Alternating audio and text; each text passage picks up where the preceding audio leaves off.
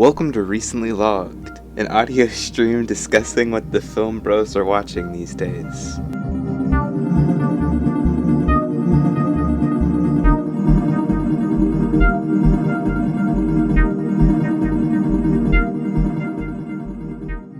So what are they watching these days, co-host Robbie? Good question, co-host Micah. Apparently the film bros are watching Inside Out. Wow, really? I didn't know they were doing that. Well, they were a couple years ago. Alright, hi guys. Today we are talking about Inside Out. So yeah, basically what we're going to be doing with this is we're going to be, watching a film every week. We usually watch more than one film every week together. We usually watch way more than one film apart from each other each week. But anyway, this is the one that we watched this week together. Yeah. So, technically we watched Secret Life of Walter Mitty this morning. That's true. But we're not doing that because I prepared too much for Inside Out. You have too many notes prepared for Inside Out. We can't just swap right now. Okay. I thought about it. I thought about asking if we could switch to Secret Life of Walter Mitty. Maybe we'll do that some other time, but no. Okay. No, we've planned carefully.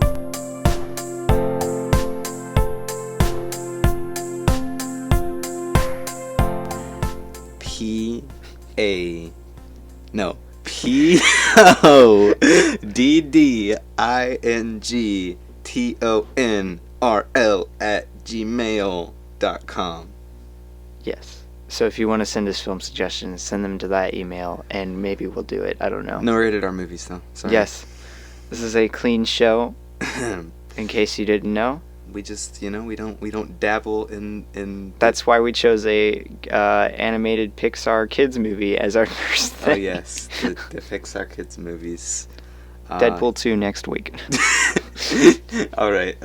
So do we want to get right into talking about the film? We're gonna go over.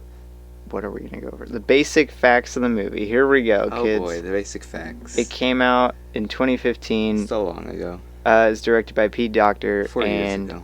it won at the Academy Awards Best Animated Feature Film of the Year. But it beat out Boy in the World, which totally should have won Best Animated Feature. 100%. Go watch it on Netflix. It is really good. Go watch it. But I Sorry. don't know. I don't know if it should have won. I'm just saying. It was pretty good. Anything else are we gonna say? I think that's just the basic stuff. It was nominated for Best Original Screenplay that year, also at the what awards? The Academy Awards. I don't know. Nobody watches those. Not even us. It's an hour and 35 minutes. An hour, yes. Okay. It's an animated adventure comedy. Rated PG. Rated PG. Thank you, IMDb, for sponsoring our show. Not actually sponsored content. An 8.2 out of 10 on IMDb.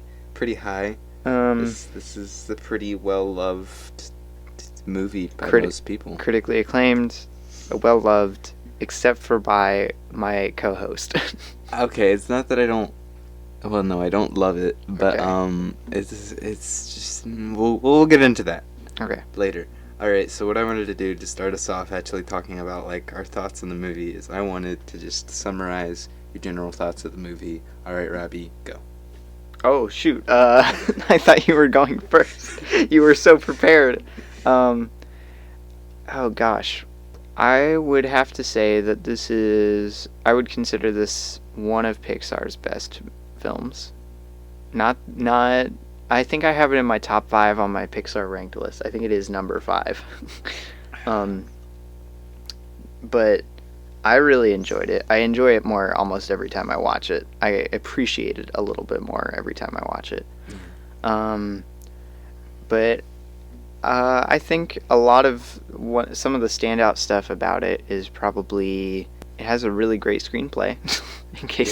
That's true. In case you guys didn't know, I would consider this one of Pixar's better screenplays by quite a bit. But it's very so basic. I don't know. Yeah, it is a very paint by the numbers screenplay, but it is perfectly structured. I think that is my opinion. But I feel like a lot of the jokes work really well in this one, which sometimes they don't. Yeah. in other Pixar movies and such. Yeah. Micah, you gotta talk louder. Yeah. Oh my gosh. Okay. Um, I really like the voice cast for this, but outside of that, that's pretty much my basic thoughts. Great screenplay, good comedy. It has a lot of heart, and Pete Docter's best movie. All right, so that's fine. You can think that. That's okay. But I'm gonna sum up what I think about this, and just basic stuff. I think Take a drink of water. they put a lot of, like you said, heart into this. A lot of time, a lot of hard work, and it makes for a really well-made movie. But I really find it boring to watch, and I don't like the You get bored? characters. I would watch a movie about anger, fear, and disgust. But I just really don't like joy or sadness. Not even by the end. I don't like either of them. That's very sad. And it kind of and Bing Bong kind of grates on my nerves. Bing Bong is and really just, hit or miss. There's so much work put into it and so much heart put into it. Like, I mean, Pete Docter made this watching because he was watching his daughter grow up. Yeah. And he was like, what's happening, bruh? What's happening? and there's just so much heart put into it, so I feel bad for not liking it, but it's just so. And I mean, I gave it like a 3.5 on Letterboxd, so that's like positive, but No, that's a good rating. I didn't give it a like because I'm just so like, I don't like watching it. What parts do you get bored at? The middle, the entire Just middle. just the whole second act. Pretty much, and Oh. then a lot of stuff by the end like starts to bother me as we were just we just finished watching The mechanics of and I was talking about it, and they of set Riley's it up, brain they set it bother up you. very computer-esque, like for her brain, and then they break logic and I don't like it. It's never bothered me before Well, watching it. you know what? That's fine. I don't. You Yeah. know, that's pretty much all I've got to say summary-wise. So like, I'm trying to think of another movie that has in-world logic that doesn't make any sense. Boss Baby. But Yeah. that was a So why perfect doesn't movie. why doesn't it matter? Why doesn't it matter for something like Boss Baby? Because Boss Baby is not a serious movie at all. So And I feel like with the emotion and topics that are in Inside Out and the amount of heart that's put into it, and then like I think really Boss Baby spends zero time on trying to make any sense of its world. It's just there, it's silly, it doesn't make any sense, but it's great. And Okay. then Inside Out, like, it shows you from the beginning of this world inside it Riley's starts out with mind, the voiceover by Joy. and So it shows you like how it was born, how it was created, how it works, what's happening, logic, What's happening? logic. And then by the end of the movie, I mean, it sticks to that mostly. And there's only a few things throughout that I'm just like, that's weird. But then, like, towards the end, just to, I feel like, almost progress towards that ending thing that they want to get, like, it almost feels like they couldn't think of an actual good way to get joy and sadness back to headquarters. So they're like, Ouch. what do we do? So wait, which part? Where Just the entire the only sequence that bothers me is the end from sequence? Pretty from much. them falling, like Falling down. the events that lead them to falling into the forget a pit thing, Okay. to them getting into headquarters. That all really bothers me to watch. I think that's one of the weird parts of the movie, but I'm trying to think. I don't get bored at all or frustrated because I mean they do set up the mechanics of the brain and how everything works, but what ways does it not follow the rules that it's set up?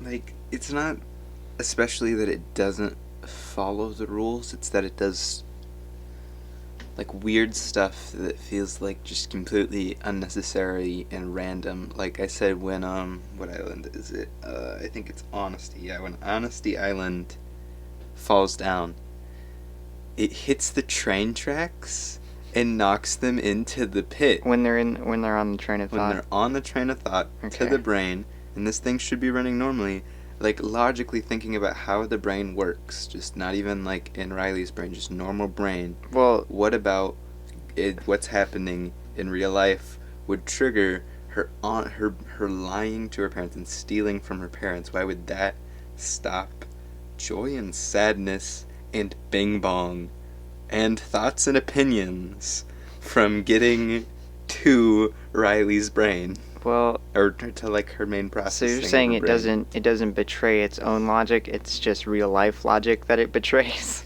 Well, that's what I'm saying, is it mostly follows real life logic, and then it just kind of like... So you just don't like that it doesn't...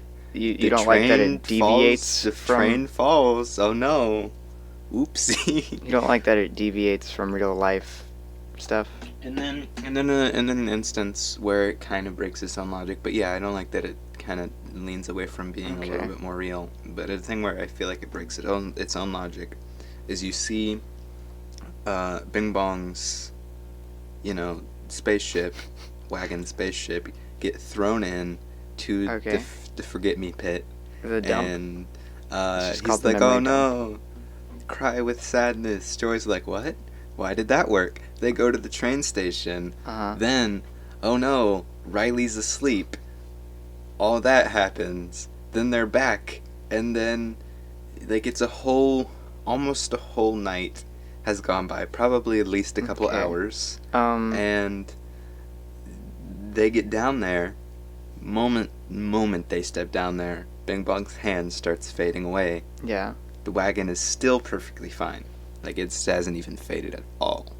Well, you have to think that, in the logic of that universe, the core memory that was down there hadn't faded at all. Well, yeah, but, like, that's because it was actually something... Because you saw that the memory itself wasn't faded. Bing Bong's wagon was actually faded. It's old. Just like all the memories that fade first, they're all gray and old. And so is Bing Bong's wagon, rocket ship thing. But it didn't fade, it didn't start to go away at all. So I know this sounds a little nitpicky. That is very nitpicky. Very nitpicky, okay. But stuff like this in a movie that sets up its world so well... It does set up its world really, really well in the first little opening. It wouldn't bother me at all if it didn't probably even have that opening montage of it growing and showing how everything works. Well, that montage is important. Well, see, that's the thing. They don't set up the dump other than one line that the little mind worker things say. The jelly beans. The jelly beans. They do look a lot like jelly beans. Yeah. The jelly beans that talk like New Yorkers for some reason. New York. Where is she from? She's from Minnesota. Minnesota, yeah. Minnesota, yeah. And the little people in her head talk like New Yorkers. And for some reason, all of the mine workers that are guys have facial hair of some kind. They either have a goatee or a mustache. That's to distinguish them. The one that plays Riley's voice in the dream as a full-on beard. That's one of the greatest. That's probably the funniest joke in the whole movie. That is the funniest joke in the whole movie, in my opinion. If you guys haven't seen it, I don't know why you're listening to this, but if you haven't seen it, in the dream, one of the mine workers has a megaphone. And he's just like... You need to go watch the clip. Go watch the movie if you haven't seen the movie. And if you already have seen the movie and you don't get... you're like, what are they even talking about? I don't remember this. It's so funny. Go watch the clip. It's hilarious.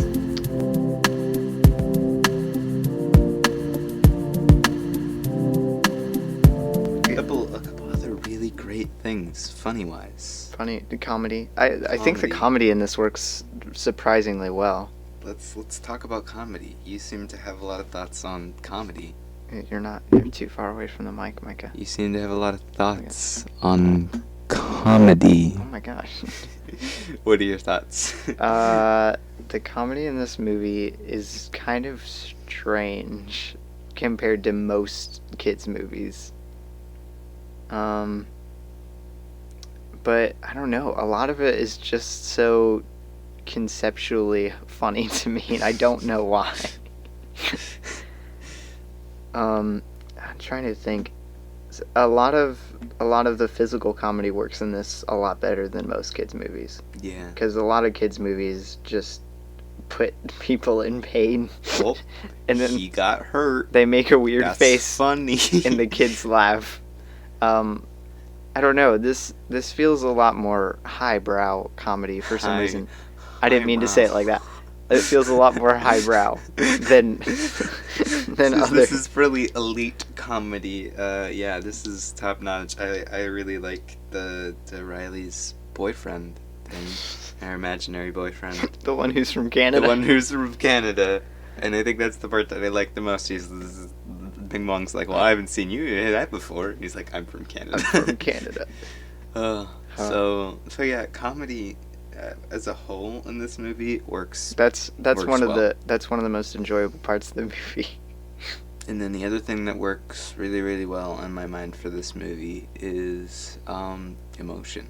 Like, I mean, I know it's a movie about emotions and it pulls off emotion really well, but like, yeah, like, I mean, I personally didn't cry or tear up or anything, but I generally don't while watching movies. But I know a lot of people who cried at the end and everything, and it's got some really, even Bing Bong's like death, or I guess that qualifies as a death, sure. He's forgotten, Micah. His forgetfulness. Yeah, is real sad to watch. it's real sad. It's real sad. That's actually my one big problem with this movie.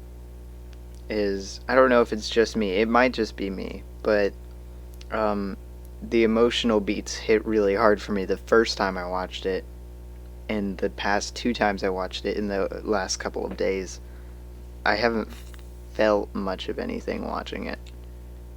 That's true for me too, but I feel like that's more true, especially on this last viewing that we just did today before recording. I was more focused on like You're too busy analyzing and taking notes and everything to be like, Riley, your parents. That's what that whole kind of thing, or even like Bing Bong. Who's your friend? Who likes to play? Bing Bong's death is maybe the most emotional I got. I didn't actually at all because I was too busy being annoyed about the fact that he faded so fast. Because he's down there for like 2 minutes. It's like you could time it. He's not down there for very long.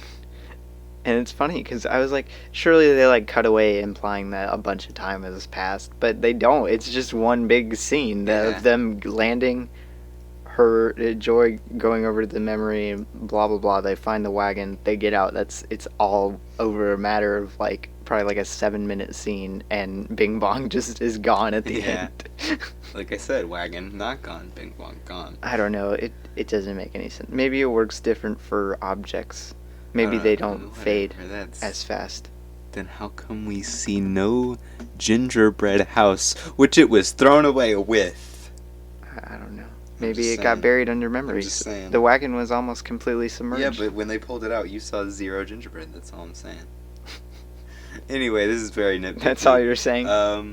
Maybe you should stop talking if that's all you're saying. So the main thing, I watched couple videos. I cited what videos I watched. I watched Nerd Writer 1, Inside Out, Emotion and Theory Comes Alive, Lessons from the Screenplay, Telling a Story from the Inside Out, and Cinema Wins, Lessons Animation Taught Us, and Everything Great About Inside Out. You just threw in Cinema Wins? Yeah. Okay. Cinema Wins is a great channel, in my opinion. But anyway, and a lot of them were so like... And for Cinema Wins, it was very... Because he was a new dad when he recorded it. And it was very like, emotional. Oh, yeah. I was like, wait, what are you talking... Who was a new dad? But the guy who does it, yeah. Yeah. And that's mainly what he talked about in his video. Was like... I imagine this hits a lot harder if you have a kid. Yeah. And then like Nerdwriter was like, now what is this accurate? Looking at the depiction Why does he have like a British accent now? of psychology and the brain. Oh, wait, his video wasn't about the movie, it was about How accurate it oh is man. to psychology.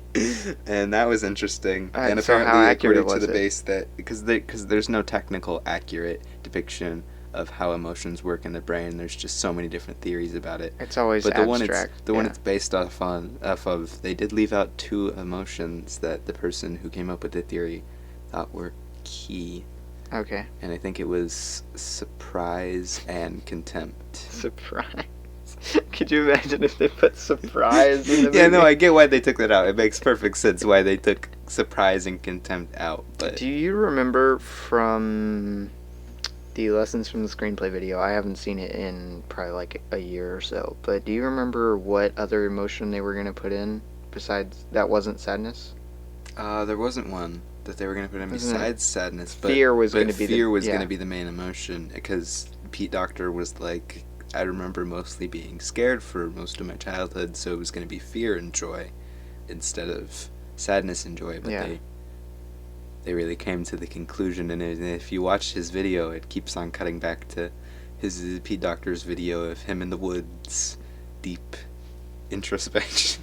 Yeah, if you guys don't watch Lessons from the Screenplay, go check them out on YouTube. But yeah, so 90% of them were like emotion based. Like they were all like, how accurate emotion psychology.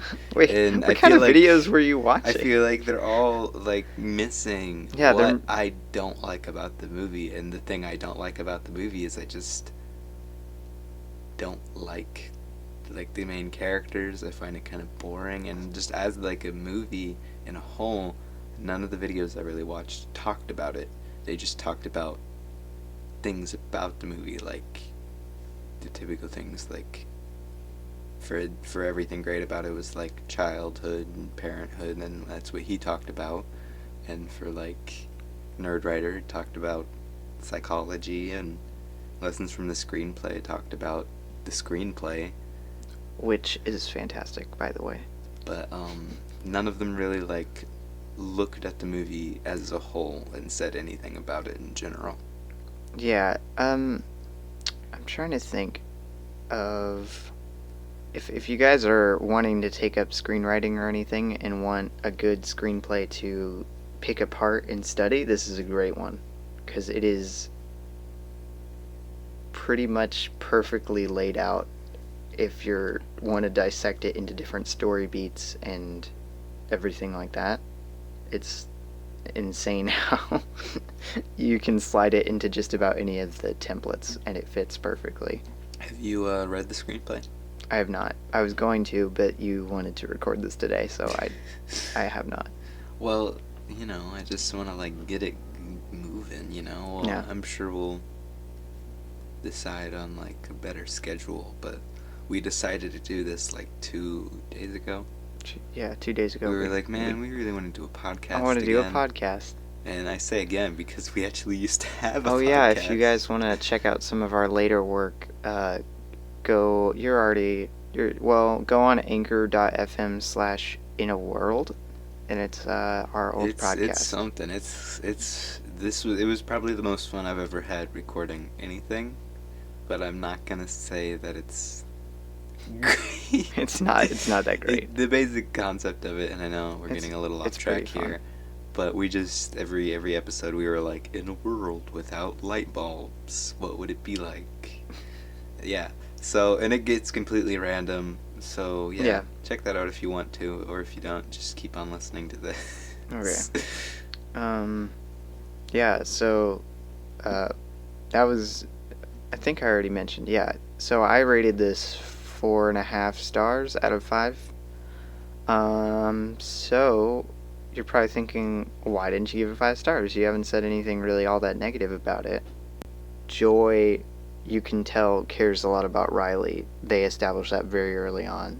And since we, the audience, are supposed to care about Joy, we end up caring about Riley, which is why the overarching Riley running away plot hits as well as it does at the end. I don't know. There's just something about it. It's shot beautifully. Ooh, speaking of shots, hold on, let me step on you. What? When one of the islands crashes down, I don't know which one, Joy's standing there, and not only just the shot is really cool, but like the sound effects, and it all works really, and I love that. Wait. When she's like standing right on the edge, and she's like on her back, and her dress is like flapping in the wind as you hear like, and it's like really big and epic, and it's, yeah. Just a side thought. I think that was Honesty Island? No, that wasn't Honesty, because Honesty is what took down the train. Family? No, Family was after. What? Dang, Honesty? what was it? It was something before. Was it Hockey? No. I want to say it was Hockey. Maybe. Well, maybe. I don't know. What was I talking about? You interrupted my train of thought. Oh yeah, it's shot beautifully. Yeah. I really don't have that many problems with it, but there's just something about it. I don't feel like it fully works as well as it should with how good all of its elements are. The fact that it doesn't hit me every time, and I think it's just a couple of elements of it that make it to where it doesn't, and that's probably why I haven't given it 5 stars yet, because it doesn't work for me every time. I don't know. A lot of my favorite movies, I feel the same beats. Like, just about everything hits me almost the same every time. And this one is kind of hit or miss depending on my mood when I watch it. Yeah. All that to say, I think this is a really great movie. Go watch it. I would be proud to have made this movie. Yeah, no, I don't want to take any, like, me saying negative things. I still think this is an extremely well-made movie, and that everybody working on it should be really, really proud and happy with it, because it touches people. It's really well done. Like I said, I just personally don't like it. Yeah.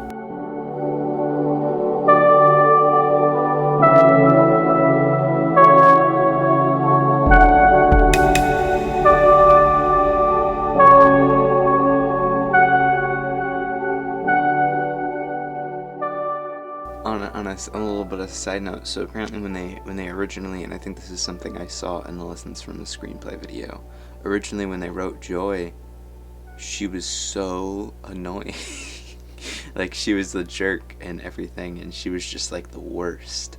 So they're like, how do we fix this? And they're like, aha, we'll dial back her being a jerk a little bit, and then we'll make Sadness really annoying. And I feel like that encompasses part of what I don't like, is that I find both of them really annoying. Oh, you still find Joy annoying? I find Joy still a jerk. Oh. Especially on rewatches. Oh, wow. Oh, well.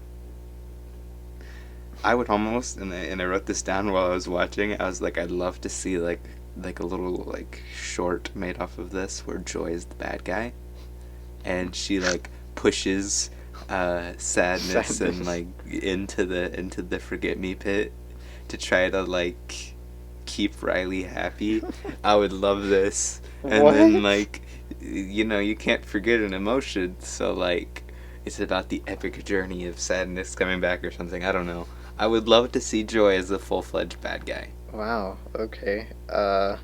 They might have to recast a little bit if they want to do that. No, what? She could totally pull it off. She could pull a bad guy. Come on. I guess. Like, kind of like control, like Woody. Think Woody. Think Tom Hanks. Yeah, like go watch how the script was originally supposed to, like this original storyboard for Toy Story, the first one, and I'm thinking like that, but like with Inside Out and Joy being the bad guy. I don't think I would like it very much. No, I just think it would be funny. I don't think it would be like amazing. I was about to say, do you think that would be a better movie? No, I don't think that would be a better movie. Okay. I just think it would be funny. Okay. Oh yeah, we haven't touched on the score. The score is one of the best parts of the movie, The probably. score is, in my opinion, the most memorable and most notable part of the movie. It's probably one of my favorite Pixar scores, but almost all of Pixar's scores are usually pretty good. some less than Yeah, others, no, some of though. them are not. The Ratatouille score is the best. Oh, I thought you were gonna say that was the worst. The Ratatouille one is the best one, but Ratatouille is the the best. We're gonna have to do Ratatouille on here sometime. Sometime, yes. That is one of my favorite Pixar movies. Hey, that is my favorite Pixar movie. I've seen it way too many times, and I love it. Oh, how many too many times? Like 10 too many times. Oh no. But yeah, I think honestly, that's really summing the whole thing up for me. Is really a lot of hard work put into it, but it's really just not. And I hate saying it's not for me, because like I feel like that's such a cop out, like, oh well, the movie's just not for me kind of thing. But it's just so to me, and like, yeah, it's got an amazing score, amazing voice cast, like almost every element of the movie, comedy, the screenplay, like everything is great. But the movie as a whole, I don't like watching, and that's One thing I will say, what other films has Pete Docter done? good old Pete. Yeah, because I Has he done? think with his other films too. He did Up. Yeah, I was and about to say Monsters Inc. Wall-E. Um, Hold on. he wasn't a director for Up. I don't think, was he? No, I think he was. Wait, Directing was down there. Directing. He directed Up. Okay, he did Monsters direct Up. Inc. Okay, so Yeah, Up and Monsters Inc. so maybe it's maybe that's what bothers me about it. As I think Pete Docter's newer movies, because I really love Monsters Inc. and I feel like that has so much more soul to it than this does somehow. I think both Up and Monsters Inc. are better as a whole. Yeah. Well, no, I wouldn't say Monsters Inc. is a better movie. But I think Pete Docter, as his stuff has gone along, because when did Up come out? That was Up was in 2009? Wow. Yeah. I feel like Pete Docter has gotten less. He's lost some of his directorial flair, and maybe that's why. Because this movie feels like it could have been directed by just about anyone. Yeah, it doesn't really There's feel like yeah. anything special. Monsters Inc. has a lot more personality directorial wise Even than Up this. has a lot more Yeah. personality. So I don't know. That's probably why it doesn't work for me as well. Is Wow. Monsters Inc. came out 2001. I know it's crazy. Wow. But yeah, go watch Monsters Inc. if you haven't. Go watch Up. Great movies. Go watch this if you haven't. It's, Yeah. in my opinion, slightly less great, but still it's good. Yeah. It's So fine.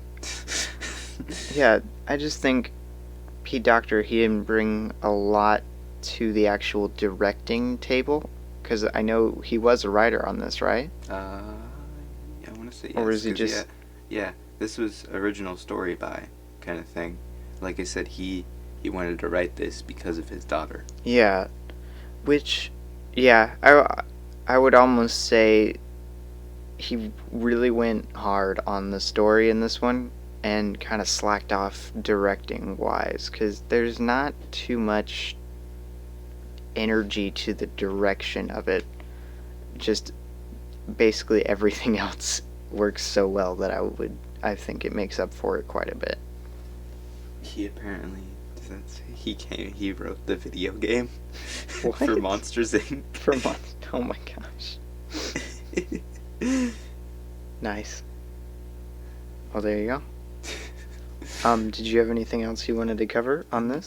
This is a movie that I don't have too many thoughts on, which is why, like, I feel like another movie, if we do another episode of this, will be a little bit You're saying more we picked a bad movie, Micah? interesting. I do feel like this was a weird one to Well, pick. guys, unsubscribe from our podcast on anywhere you get your podcasts, hopefully. Yeah, no, just delete it, throw it away, Yeah. burn it. This is a bad episode. Yeah, no, that means Doomed from the start. this whole thing's gonna be bad. Like, if this episode, which it is bad, it's the whole show. Yeah. It's gone. Well, I don't know how long we've been doing it. I think it's, let me see. Yeah. It's been at least like half an hour. So it's been. that's probably good enough. First episode. Were there any movies this week that you watched that I did not? Oh, let me pull up my good old Letro box. Letro box. And Yeah, actually, you guys, you can go follow both of us on Letterboxd. We'll have a link to our usernames and pages in the show notes. Yay. My diary. Let's take a look. And this is the diary on Letterboxd, not like an actual diary. Let me open up my diary. Micah, it's called a journal. Right, a journal. Yeah. Oh my gosh, it's taking forever to load. It's because you have, what kind of iPhone do you have? 6? iPhone 6. Did you watch Zootopia with us? I did not watch Zootopia. When we did you watch watched that? Zootopia That was while this you were week? at work, I think. Oh, When was okay. this, the 23rd? I see. Wow. 23rd, what day was the 23rd? The 23rd was, that was like 2 days ago. Yeah, something like that. So it must, what was I doing? Anyway, we also watched My Fair Lady, but we watched that together. Yeah, we watched that one Emperor's together. New Groove together. Charlie and the Chocolate Factory together. Well, yeah, I was just asking. Aladdin together. I was just asking. Some Like It Hot together. I was just The asking. Monsters Inc. together. What movies, is that the only one you watched without me this week? Yeah, that's the only one. I don't think I watched anything without you this week. I'm pretty sure. Well, let's look at your diary. Yeah. Take it. No. No, I don't. Yep. Though I didn't log Lava. Lava. Yeah, if you guys have Inside Out on DVD, it should have Lava on it, which is a pretty good short. Tad overplayed, especially the song by, girls with ukuleles, but Ouch. But it's not still a good song. It's not Pixar's best short, but it's pretty good. Yeah. So yeah. Why not, for the end of the show, I'm stealing this from one of my podcasts. Why don't we suggest something as our final thing for the show? Well, yeah, I think we should. It doesn't have to be a movie, but but it could be. I think we should suggest a movie. And Okay. A movie that relates to something we talked about towards the beginning. Okay. I think you should all go watch Paddington 2. Oh, yeah. Our email. Yes. poddingtonrl@gmail.com. Make sure to send us movie ideas. But no, Paddington RL. Paddington 2 is an amazing movie. 5 stars. 5 stars. 5 stars. Okay. Maybe we'll do that sometime. 5 out of 10. 5 out of 5. No, 5 out of 5 out of 2. Okay. That doesn't make any sense. A 2-star rating system. What am I going to suggest? I'm going to suggest my website. Wow. Yeah. I'm allowed to do that. It's our podcast. RobbieGrayway.com. They can't stop me. Try and stop me. Unsubscribe if you want to. No, we already told them to do that. Oh, right. They're not even listening anymore. But yes, RobbieGrayway.com. You can see our past podcast is on the podcast page on there. Podcast, and that's under portfolio. His website is very hard to navigate. Okay, you know what? You know what? But yes, you can watch. You can stream our podcast from off there if you want to. Yeah. So yeah. Thank you guys for listening. We'll probably go follow our page on Twitter, Recently Logged, @RecentlyLogged. It's very easy to find. Very easy. And we'll probably drop a little hint at what movie we're doing next. We did do one already for this, but we don't have too many people doing anything. We did a quote from the movie.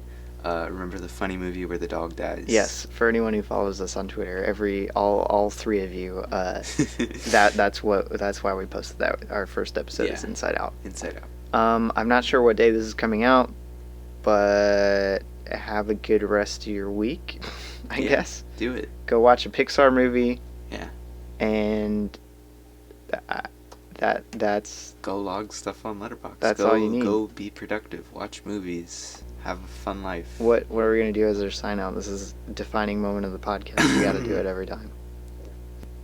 How about we end with a quote from the movie that we like? A quote from the movie. So we'll suggest something and then we'll do a quote from the movie that we like. Here's a quote. Forget it, Jake. It's Cloud Town.